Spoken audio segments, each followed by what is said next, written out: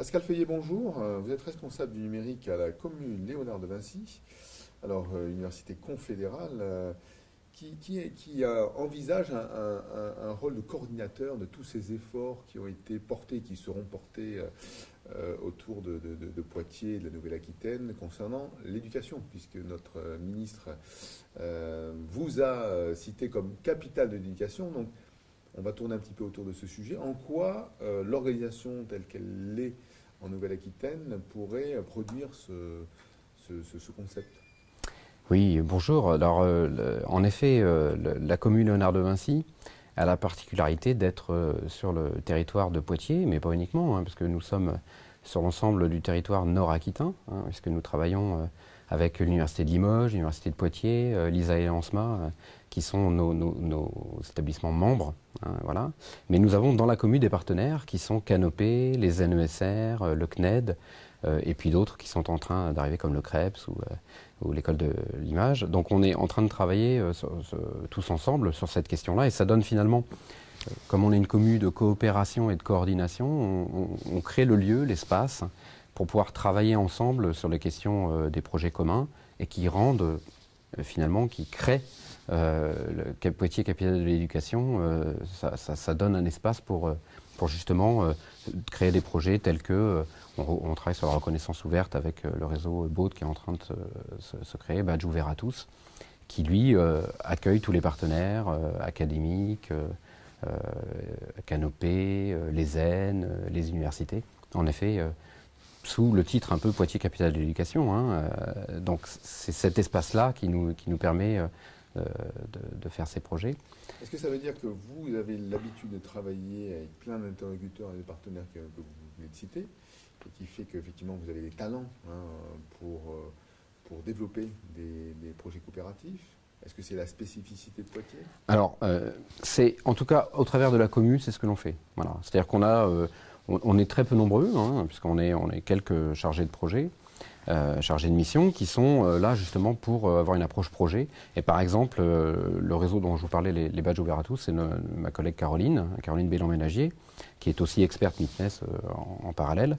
Elle crée cet espace en donnant les moyens, par exemple avec des collèges ou des lycées qui n'ont pas forcément les moyens de pouvoir seuls se lancer dans l'aventure. Eh bien, on crée l'opportunité et les outils qui permettent après derrière de continuer, de le développer, de mettre en œuvre auprès des élèves. Donc c'est vrai que cet esprit-là, on l'a à la fois sur ces projets numériques éducatifs, mais on ne l'a pas uniquement, on l'a sur d'autres projets, parce que moi j'ai des missions qui sont un peu plus vastes, parce que je travaille aussi sur les questions d'infrastructure, data center, et là on travaille en collaboration avec la commune Aquitaine complètement, justement pour couvrir l'ensemble du territoire de la Nouvelle-Aquitaine. Alors même si Poitiers, capitale de l'éducation certes, mais Poitiers c'est aussi la Nouvelle-Aquitaine, et on travaille dans cet esprit-là. Quel serait l'intérêt d'avoir ce statut, entre guillemets, de capitale, puisqu'aujourd'hui on est dans un monde éclaté avec des réseaux, on parle plutôt de réseaux, de coopération. Est-ce que c'est pas franco-français cette histoire de je suis la capitale 2? On connaît notre capitale parisienne après Colbert, donc est-ce qu'on veut renouveler le modèle de capitale? Ça sert à quoi en fait? En fait, là ce que ça montre, c'est qu'à Poitiers, tous les acteurs sont présents physiquement. Voilà.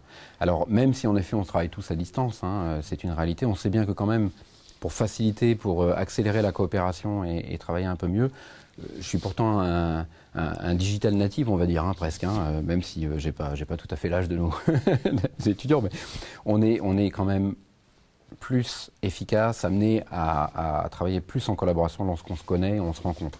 Alors, une fois de temps en temps, mais c'est vrai que le fait d'avoir tous les acteurs localement, ça facilite. Voilà, ça c'est incontestable. Et c'est en ça que le Poitiers capitale de l'éducation a du sens, parce que tous les acteurs sont sur quelques kilomètres carrés, on est tous là, quoi. Voilà, donc même c'est moins que quelques kilomètres carrés, sur la technopole du Futuroscope, on retrouve tous les acteurs. Donc ça, pour ça, c'est pratique. Maintenant, ça n'empêche pas de travailler avec les acteurs qui sont plus éloignés, bien sûr. Et donc on se déplace, on se voit. Aujourd'hui, on a un réseau ferroviaire très efficace entre Poitiers et Bordeaux, et jusqu'à Pau, mais donc Poitiers permet d'atterrir et de se rencontrer et facilite. Voilà. On parle avec Dominique Quéré aussi de la zone d'influence de Poitiers, l'ouverture sur les pays francophones, qui est un des thèmes du campus cette année. la relation avec l'Amérique latine, par les universités. Est-ce que ça aussi, ça contribue pas à cette image-là pas centre du monde, mais quelque part une plateforme où on peut être irrigué et irriguer d'autres territoires? Alors, ce côté-là, c'est plutôt les laboratoires en effet qui les créent, hein, ces opportunités-là. Alors nous, au sein de la commu, on est aussi ouvert sur l'international, hein, parce qu'on a créé, on a hébergé il y a quelque temps les assises franco-indonésiennes, donc en effet, par un partenariat qui est très fort avec l'Université de Poitiers, qui a une culture très internationale. Hein. L'Université de Poitiers, c'est quand même plusieurs milliers d'étudiants internationaux tous les ans. Donc c'est quelque chose de très significatif, un pourcentage très fort par rapport au nombre d'étudiants. Et on a, nous, en effet, participé à promouvoir ces liens qui existent, qui sont très forts avec l'Indonésie, qui vit des moments un peu difficiles en ce moment. Mais, et ça peut être, en effet, aussi avec d'autres partenariats. Et en effet, le laboratoire Techné a des liens très très forts aussi avec l'Amérique du Sud, avec d'ailleurs des intervenants ici mexicains qui étaient là et qui sont là pour les 3 jours.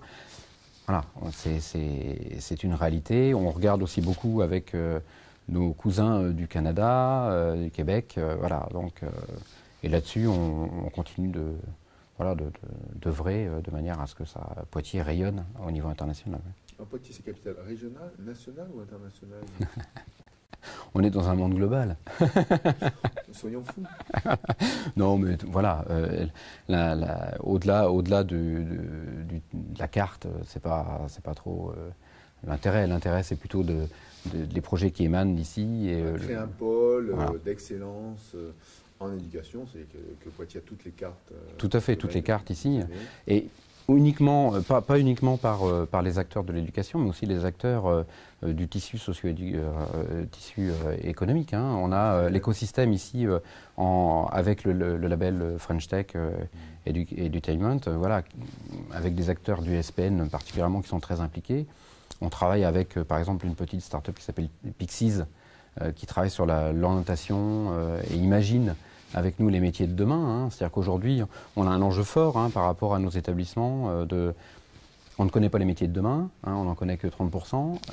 Comment on fait pour orienter nos étudiants? Enfin, je veux dire, du collège au lycée jusqu'à l'éducation, jusqu'à l'enseignement sup, il faut bien que l'on réfléchisse à ce que sera demain pour leur permettre d'avoir toutes les compétences pour avoir un actif en tant qu'adulte. Oui, Pixie, je crois que je les avais interviewés l'année dernière. Ouais. Ils étaient présents. Bien, écoutez, Pascal, bon courage pour ce vaste projet. En tout cas, merci. C'est nécessaire parce que l'éducation a besoin d'évoluer et d'apporter des grandes choses. Donc, c'est un peu le sens de ce que vous voulez expliquer, je pense, le ministre cet été.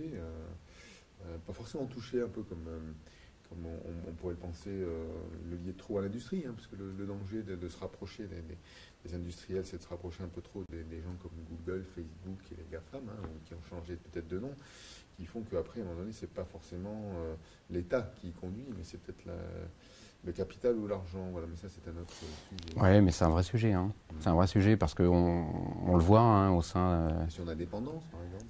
Voilà, on voit malheureusement des situations où les enseignants promeuvent, sans le vouloir, l'utilisation de ces outils-là, alors qu'on a toutes les cartes en France pour mettre en place ce qu'il faut. Donc, et vous pensez que le phénomène de concentration, hein, parce qu'on est dans une période de fusion, acquisition au niveau des territoires, va dans le bon sens justement pour ça, pour lutter contre cette hégémonie de la sphère anglo-saxonne qui maîtrise un peu tout aujourd'hui? C'est des moyens colossaux. Donc on ne peut pas, nous, tout petits, seuls, y arriver à les contrer. Enfin, sans les contrer, mais au moins mettre en œuvre mettre en place des services qui sont... Il faut en effet travailler ensemble, à regrouper, à travailler conjointement pour être plus fort. Pour être plus fort et donner les services qui peuvent tenir la route par rapport à ce qu'eux proposent. Quoi. Voilà. Et c'est un technicien qui parle. Ouais. Merci. Merci à vous. Au revoir.